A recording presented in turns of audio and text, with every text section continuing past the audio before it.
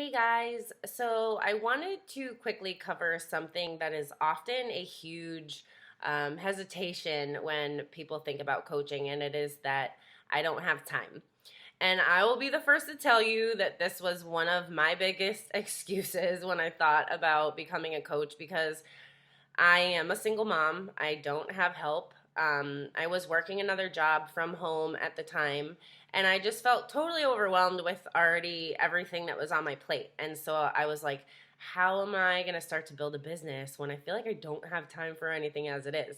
The reality is that I wasn't managing my time well. And I have never been great at time management. I have never been great with organization. I was always a bit of a procrastinator.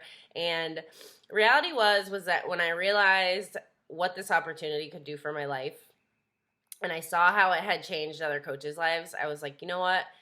Learn how to manage your time and just trust this process. And so once you learn the basics of what coaching is, and we teach that in our trainings and on team calls, you can build a business in an hour or less a day if you are effective with your time.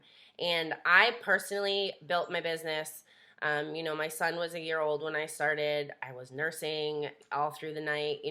Once I got him to bed at night, I would work for 2 hours or whatever until he woke up for his first feeding, and then I'd get him to sleep and I'd go to bed, and I'd wake up and I'd put a little bit of time in the morning before I had to start making phone calls for the other job I was working at the time. And when he napped, I would get my workout in and post on social media.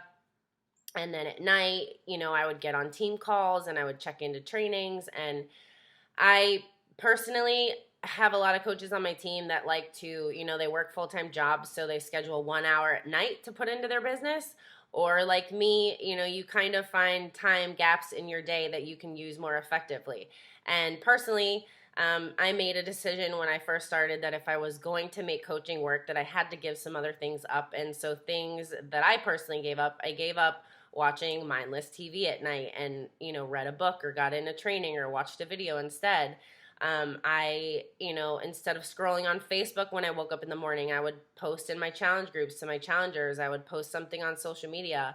I found gaps of time that I was wasting in my day that I could use effectively to build my business. And it took a little bit of time for me to really make it work.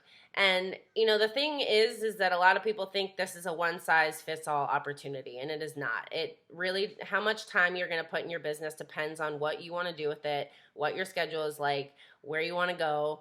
And for me, I knew I wanted to build this business as fast as possible, so I put in quite a bit of time, any amount of time that I could find in my day.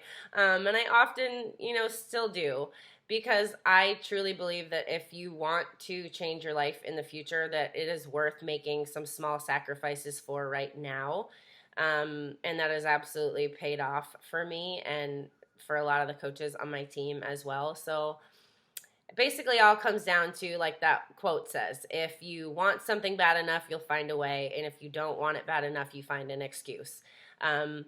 And that is basically my, take on what's worked for me with this business and how I've made it work effectively with the time that I have.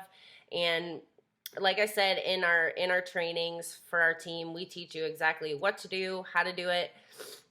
You just have to show up and do the work.